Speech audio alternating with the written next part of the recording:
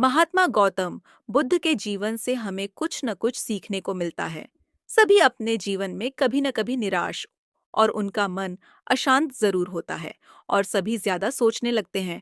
गौतम बुद्ध ने अपने बहुत से उपदेशों में ये बताया है कि जीवन में सुख और दुख आते रहते हैं। इससे हमें ज्यादा निराश और दुखी होने की आवश्यकता नहीं है। आइए, आपको एक गौतम बुद्ध की जीवन की एक उपदेश के माध्यम से आपको समझाते हैं कि हम अपने मन को शांत कैसे रखें और अपने मन को ज्यादा सोचने से कैसे बचाएं। कहानी। बुद्ध और ज्यादा सोचने वाला ब्राह्मण। एक समय की बात है। एक गांव में एक विद्वान ब्राह्मण रहता था जिसका नाम सोम था।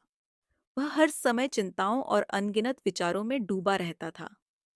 चाहे वह कोई भी काम करे, उसका मन हमेशा परेशान रहता और वह छोटी से छोटी बात पर भी बहुत ज्यादा सोचने लगता था।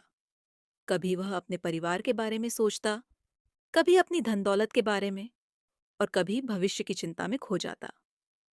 एक दिन उसके दोस्त ने उससे कहा, तुम्हें बुद्ध के पास जाना चाहिए, वह तुम्हारी मदद कर सकते हैं। सोम ने सोचा, बुद्ध को लोग बहुत ज्ञानी मानते हैं, शायद वही मेरी समस्या का समाधान बता सके। और इस उम्मीद में वह बुद्ध की शरण में गया। बुद्ध से मुलाकात जब सोम बुद्ध के पास पहुंचा तो उसने कहा, गौतम बुद्ध, मैं बहुत परेशान हूँ। मैं हमेशा चिंताओं और विचारों में खोया रहता हूँ। मेरे मन में हर समय कोई ना कोई चिंता बनी रहती है। मैं क्या करूँ? बुद्ध ने शांतिपूर्वक मुस्कुराते हुए कहा, मैं तुम्हें एक कहानी सुनाता हूँ। शायद इससे तुम्हारी समस्या का समाधान हो। कहानी। साधु और दो घड़े।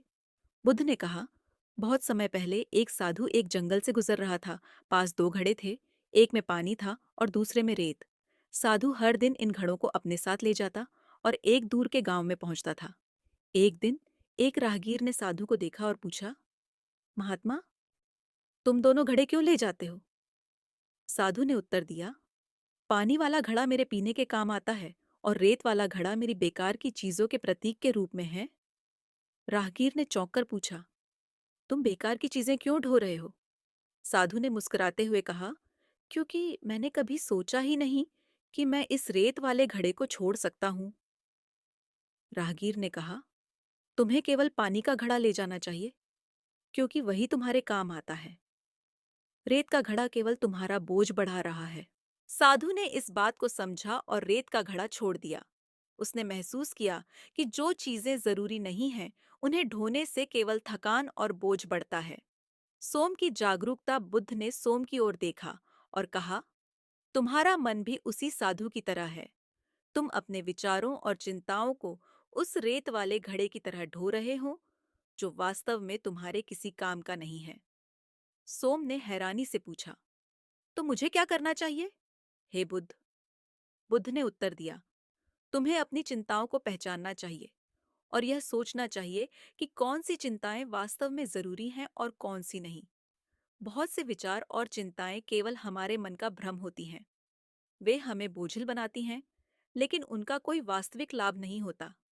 जैसे साधु ने रेत का घड़ा छोड़ दिया, वैसे ही तुम भी अनावश्यक विचारों को छोड़ दो। सोम का अभ्यास।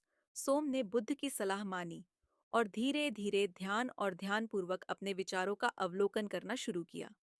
उसने देखा कि उसके ज्यादातर विचार या तो अतीत की घटनाओं पर आधारित होते थे या भविष्य की चिंताओं पर। उसने समझा कि वर्तमान क्षण में जीने का महत्व सबसे ज्यादा है, क्योंकि अतीत बदला नहीं जा सकता और भविष्य की चिंता से वर्तमान क्षण को खोने का कोई मतलब नहीं है। सोम ने अब हर दिन ध्यान करना शुरू किया, जिससे उसे अपने विचारों और चिंताओं को नियंत्रित करने में मदद मिली। धीरे धीरे उसके मन की शांति लौट आई और वह अब अपनी जिंदगी के छोटे छोटे पलों का आनंद लेने लगा। ज्यादा सोचने की उसकी आदत कम हो गई और वह अपने जीवन को संतुलन में जीने लगा। कहानी का संदेश। बुद्ध ने इस कहानी के माध्यम से सिखाया कि जीवन में अक्सर हम अनावश्यक चिंताओं और विचारों में खो जाते हैं, जो हमारे मन को बोझिल बना देते हैं। ज्यादा सोचना किसी समस्या का समाधान नहीं है, बल्कि हमें केवल थकान और तनाव देता है। हमें यह समझना चाहिए कि कौन से विचार हमारे लिए आवश्यक हैं और कौन से नहीं। जैसे साधु ने रेत का घड़ा छोड़ दिया, वैसे ही हमें भी अनावश्यक विचारों और चिंताओं को छोड़कर वर्तमान में जीने का अभ्यास करना चाहिए। निष्कर्ष, ज्यादा सोचना बंद करने का सबसे अच्छा तरीका है कि हम अपने मन की गहराई में जाकर उन विचारों की पहचान करें जो हमें बोझिल बना रहे हैं और उन्हें छोड़ दें।